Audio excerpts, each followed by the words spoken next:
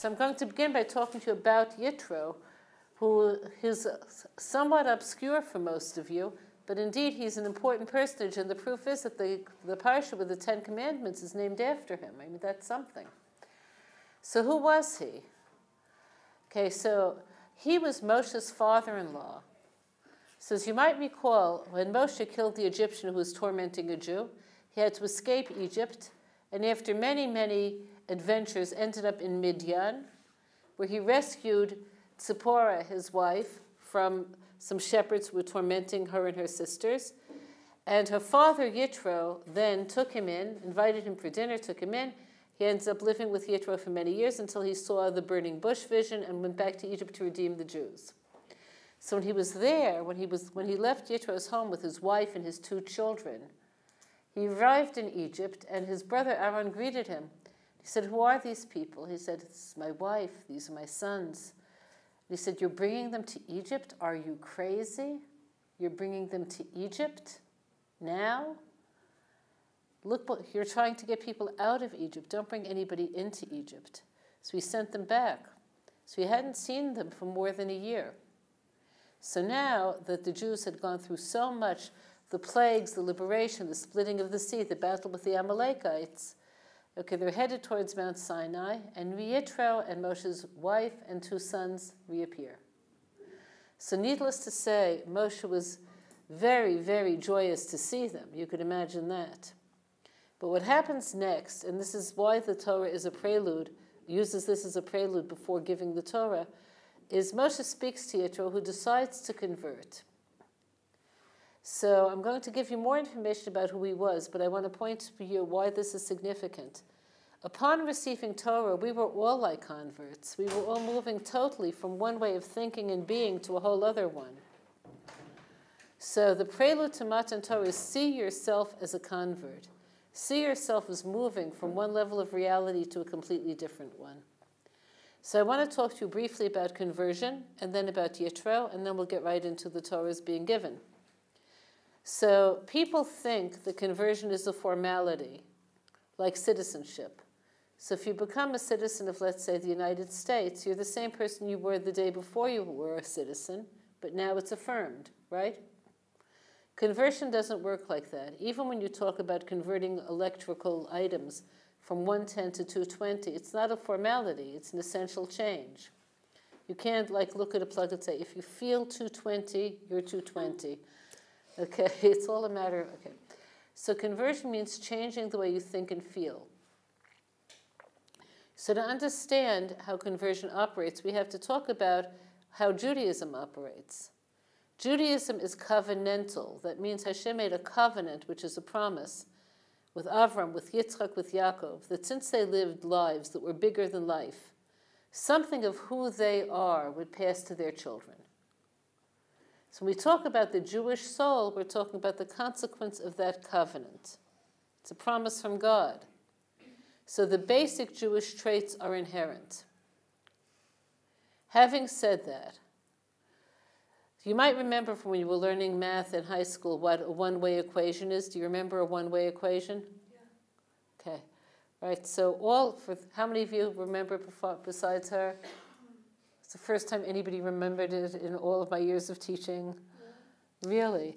All elephants are gray, but not all gray things are elephants, right? That's a one-way equation.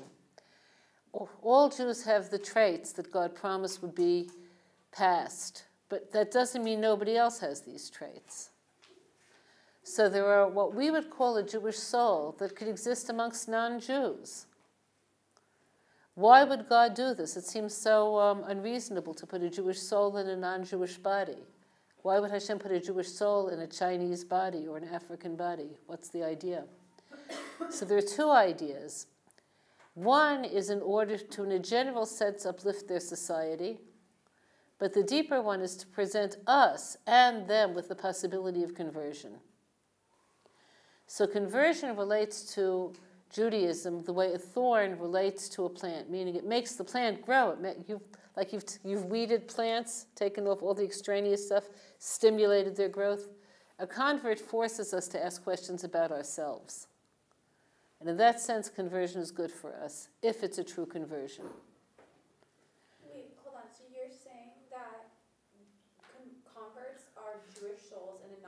Right. Like If they're doing it right, and I'm going to explain to you what doing it right means. Okay. So it's not just getting a certificate. So I'm going to show you what doing it right means by telling you how the process of conversion is meant to go. So I'm making up a prospective convert. I'm going to call her Jessie. So Jessie lives in Highland Park, and her exposure to Judaism came from her Jewish neighbors. And there was something about their lifestyle, something about who they are, that made her curious about Judaism. She made up some of it. She came to the conclusion that it's true and valid, and she went to a rabbi to see about conversion. So Jessie is going to Rabbi Cohen. So in their first meeting, Rabbi Cohen has to tell her a very important fact. You don't have to convert to be a good person. You could be a good person.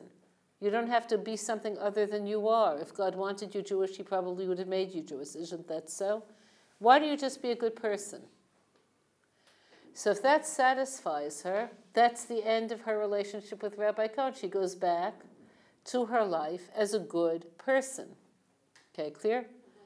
Suppose she makes a second appointment, and she'll say, I am a good person. I live a moral life, I live a decent life, but I want more. I want structure. I want to be on the fast road. I don't want to just live a superficial life in which I'm doing no harm. I want more. So now his responsibility is to say, well, Judaism, if nothing else, will offer you more, but Judaism is a costly religion. You're going to have to change your lifestyle because keeping the mitzvot costs money. What are some mitzvot that cost money? Kosher food costs at least a third more than non-kosher. Is that true or not? At least. That's nothing. Where's the big expense? That is nothing. Educating your children is the killer. Let's say you have 4 kids. How much of your income is going to go to educating your kids?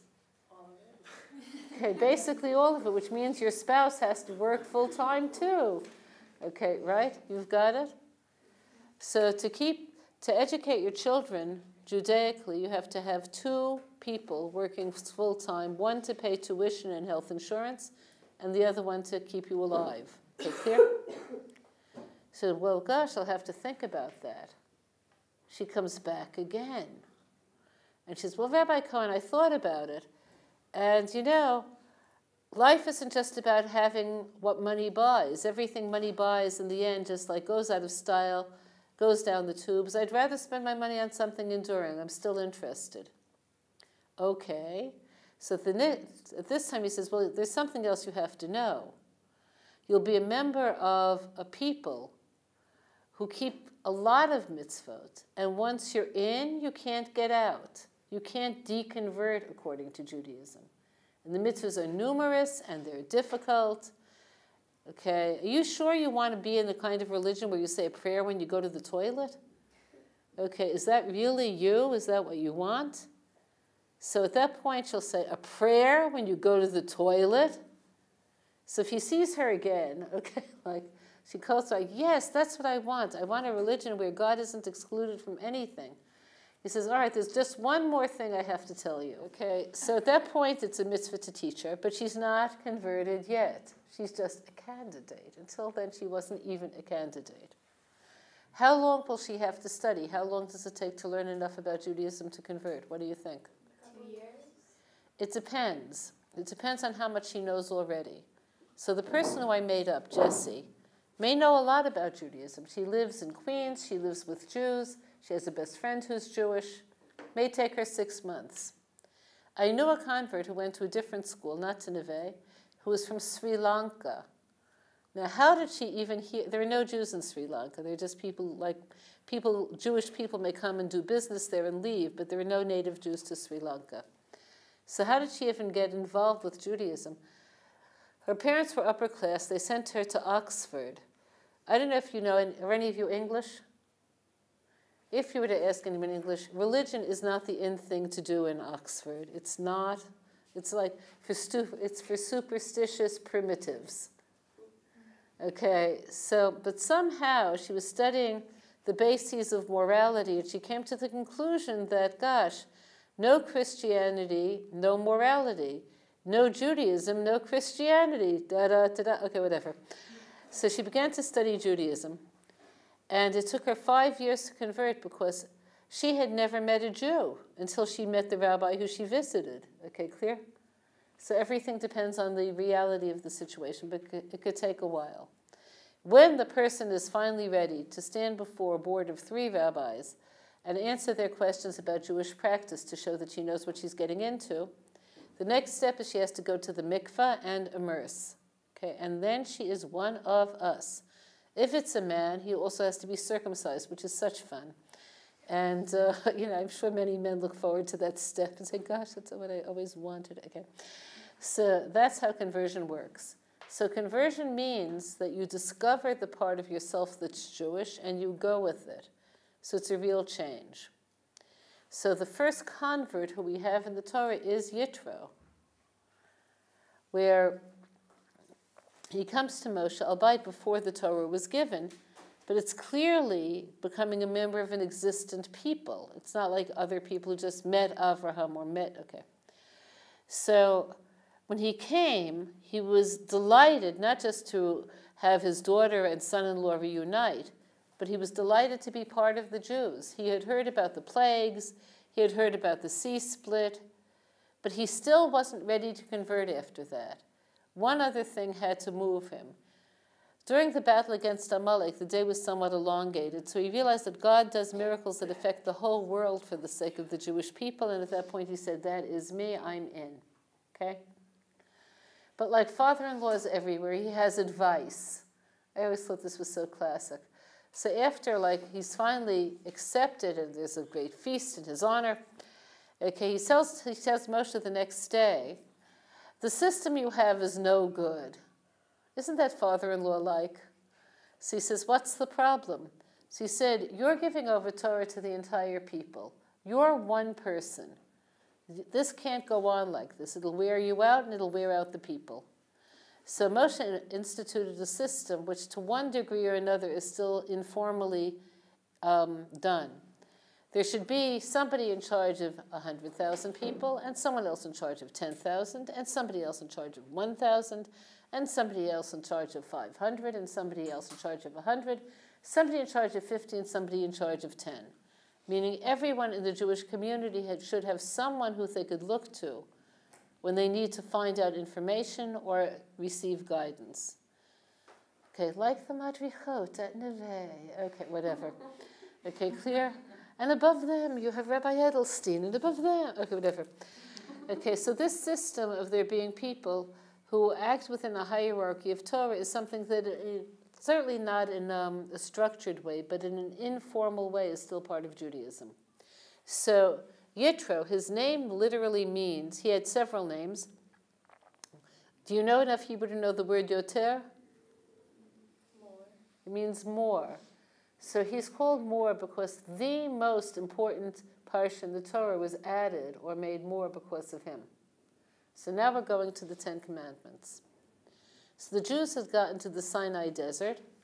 Moshe had been there before. This is where he saw the burning bush.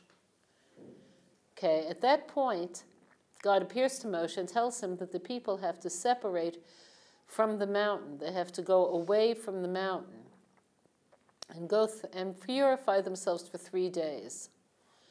On the 3rd day, they could approach, but nobody can go onto the mountain. Okay, just you, Moshe. So after these 3 days, there's thunder, lightning, and then an awesome silence. Do you realize we never hear absolute silence? Did you ever think about this? Listen now, just listen. You hear something? Wherever you go, you'll hear something. Absolute silence almost never happens. So the Torah was given in the midst of absolute silence. But before the silence, there was a huge storm, and people could see thunder and hear lightning. What was the point of all of this? So you know how people will say, I'll believe it if I could see it? So we trust our senses. Okay, what God wanted us to realize is that even our senses could only interpret reality in terms of how God presents reality. If he wants you to see thunder, your eyes will see thunder. If he wants you to hear lightning, your ears will hear lightning. So there isn't an objective external reality that's unchanging. Okay, so it's only after that that they were ready to receive the Torah, and they were asked, will you receive it? And the Jews answered with these words, Na'aseh v'nishma, which means we'll do it, and we'll hear it or understand it. If you were there, is that the order you would have put it? First I'll do it, then I'll understand it? What would you say? Let me understand it before I sign the dotted line. And indeed, it says that God offered the Torah to the nations of the world before offering it to the Jews. Now, when you say he offered it, it means that he looked into their souls and made it possible for them to either want to accept it or not. So the Midrash tells us about the responses of the peoples of the world. So the first group who was asked were the descendants of Esav, who were the ancestors of all of the Western nations. So God asks them, will you accept Torah? And they said, what does it say? So God picked a mitzvah that he felt would be the one that would be either the door opener or what? Or the opposite. He said, don't murder. So halachic definition of murder is killing somebody who's of no threat to you. I want you to think about Western culture. If you were to take bloodshed out of Western literature, art, and music, what would you have left? No cowboys, no Indians, no Robin Hood, no merry men, no knights around the round table. You could see this? What would you have left? Not much. Okay, clear? So bloodshed is part of the West because the underlying theory, did you read, I'm trying to think what would you have read that epitomizes this. Did you read King Arthur's tales? Yes? You all read them? Okay, so I want you to picture King Arthur, the knights around the table, gleaming armor, white horses, terrible foes. Okay, the mentality of the West is you have to conquer and win. You could see this? Cowboys and Indians, cops and robbers, okay? Guys and dolls. Okay, clear? Okay, so they said no. Then he went to the descendants of Yishmael. And it was very similar. They said, what does it say? He said, don't steal. So I don't know if you're aware of this. Did any of you read the Rubaiyat? They don't make you read the Rubaiyat anymore. Okay. The Rubaiyat is an epic poem written by Omar Khayyam. It's like the backbone of Arab literature. It's very beautiful. But there's a lot of like the flashing sword, the midnight raid, that kind of thing. You there? In Arab culture, similarly to Western culture, but with a significant difference, it's also about winning and losing. So getting somebody else's stuff means that you're the victor. Being the victim of a theft means that you're the stupid loser. Do you understand this? It's a very different mentality. So because of this, I'll share with you two experiences. Okay, one was my daughter was volunteering in the hospital, and in the room where she was with a Jewish child, there was an Arab mother with her child. So far so good. My daughter, like me, I don't know if you ever noticed, I wear my watch very loose, unlike other people, because I don't like stuff on my skin. Okay, so she also does. Her watch fell off her hand. The Arab woman picked it up. So she thought she was just being courteous. So she stretched her hand to thank you. So the woman said, what are you talking about? It's my watch. So, and she put it on herself. So my daughter was like arguing with her, and she didn't get anywhere. She called the security guard. Now be the security guard. A woman is wearing a watch, and she's telling you, this teenager is like, there's something wrong. She's strange. Like, I don't know why she's here altogether. She's like with this child who she's not even a relative for. She's claiming that my watch is her watch. Like, if you were the security guard, who would you believe? The Arab woman or my daughter? That's exactly what happened. He believed her, and she basically said goodbye to her watch. But from the Arab woman's perspective, she was smart, and my daughter was stupid. You understand this? It's a whole different thing. She didn't feel guilty. She didn't feel like she had wronged anybody. She just felt like she took advantage. Here's this sap And she just took advantage of, like taking candy from a baby. You understand this? So the one time I'm not sure, and I'm not sure even today if it was wise what I did. I knowingly took an Arab taxi from in the old city because I really was late and I was running late and I had to get where I was going. This is, in general, is not necessarily a great idea. And I asked him for a really obscure street in Sharei Chesed, but I said, "Do you know this street?" He says, "I know this street, I am a driver, I know this street." Okay. We get there and I see he doesn't know the street. He's like driving in circles and the meter is going up. And I said, "You said you know the street. Are you sure you know the street?" "Yes, I know like my hand. Okay, whatever. Another 5 minutes passed. I said, "If you don't find it within like the next 5 minutes," because I could see we're like really close. Like, I'm just getting out. So he said, we're almost there. So I got out after 5 minutes. I gave him an extra 3 minutes and I didn't pay him. And he said, "Well, what about all the money that's on the meter?" So I said, "You lied to me when I asked whether or not you know the street. That was a lie. If you lie to your clients, they're not going to pay you." And you know what? He didn't yell at me. He didn't try to get the money out of me. There was respect in his eye. He got it. You know what I'm saying? Like, I won that one. Now, you can't always play this. I'm not sure now whether I did the right thing or not either, by the way, because he did take me b'chol ofen. But I'm saying it's a different head. So they said, "We don't want it. We don't want to be in this system." He asked the descendants of Lot. He told them about the Nida laws and all of that. They didn't want it. When he asked the Jews, and this is the critical part, they didn't ask, "What does it say?" If they would have said, "What does it say?" I'm sure there are enough mitzvot that we're not that crazy about that we could have said, "Well, I don't know." Okay.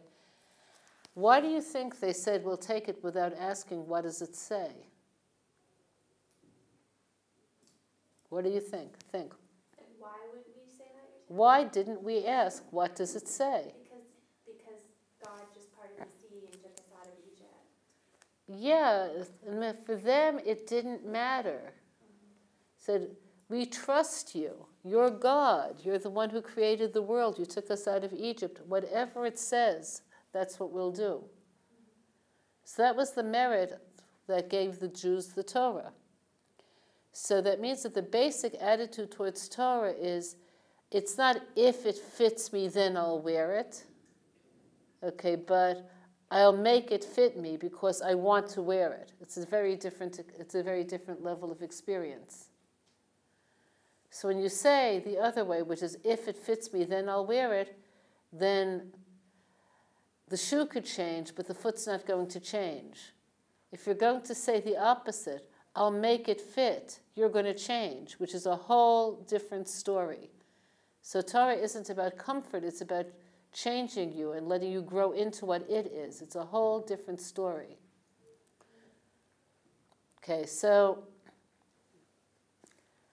the commandments. So there are 10 commandments. These commandments are not inherently more important than any other mitzvot, because if something is from God, it's from God. But they're very much like the skeleton of all the mitzvot, meaning if you get these 10, you have a picture of what the whole system is. Okay, the first one. The first one is, I'm the Lord your God who took you out of Egypt from the house of slavery. Does that sound like a commandment? No, statement. It's a statement, not a commandment. So I want you to understand this. It's a deep idea. The nature of this is it's a statement, meaning you have no choice but to accept this. You could believe or you could not believe. You could admit or you could not admit. This is how it is. So the first commandment is a statement of this, that reality does not belong to you and isn't dependent on you. This is how it is. Okay, so when they heard this commandment, they realized that it's stating 3 specifics. 1, God exists. 2, He's involved in the lives of individuals. How did they know that He was involved in the lives of individuals? Because He said, who took you out of Egypt to be your Right. Who took you out of Egypt? How did you get out of Egypt? You were there, now you're here. How did this happen? I want you to know something. There's enough evidence in the Egyptian hieroglyphics and in the ancient remains of various things in Israel that this big question, which is how did they get there, is something that people who don't want to believe in Torah have no answer for. You realize this. How did they get there? How did they leave Egypt? How did they go across the desert? People who don't believe in Torah will say there's no such thing as man that fell from heaven, right? Where are all the cooking implements they should have had if they were making food normally? How come nobody ever excavated them? You understand this? So if you want to hear how far people can go like this, right? They haven't found cooking implements, so instead of saying maybe the man fell, what's another alternative thing you could say? Maybe they didn't go through the desert, so how did they get from Egypt to Israel? I don't know. I mean, like, I guess LL, I don't know, whatever. So, okay, so I got you out of Egypt. I care about individuals. Here's another thing you know. God's there. He cares about individuals. And the laws of nature are subjective. Give me an example of a law of nature that we all live with all of the time. Gravity. Gravity, right? Okay, gravity. That's going to work only as long as God wants it to work. Only to the degree to which God wants it to work. So the Jews knew this through the plagues. When water turned to blood and blood to water, it's not just color, it's like different chemical compositions. Okay, clear? Okay, so that's the first commandment. So what do you do with it? What do you do with living in a world in which you have to acknowledge that God is there, He cares about you, and He could break the rules of nature? How does that affect your life? Yeah, we become much more big and significant if we believe that we're creations of a God who cares about individuals. Could you see where this is so? It's a very big difference.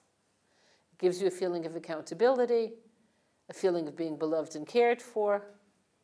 It's very, very different. Let's look at 3 kinds of love. The mother loves her baby. Does the baby love the mother? Okay. Okay. Is it the same thing as the way a husband loves a wife? No. Is it the same way 2 friends like each other? No. Love is connection from a Judaic perspective, and there are different levels and brands of connection. This makes sense to you? But all real love is connection.